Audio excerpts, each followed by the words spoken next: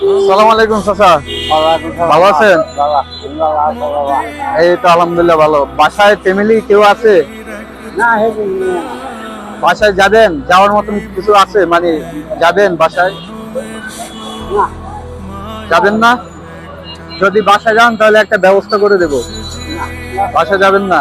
তো এখানে যদি ইফতারের ব্যবস্থা করে দেয়, ইফতার করবেন? আচ্ছা, তাহলে আমরা ইফতারের ব্যবস্থা করে দেই আর কিছু টাকা দিয়ে দেন। যেহেতু আপনি বাসা যাবেন না, নিউ থেকে বাসা যাবো না, তো বাসা যেতে যাবে না, তাহলে এখানে ইফতার করে মানে ব্যবস্থা করে দিই। আমার করছি,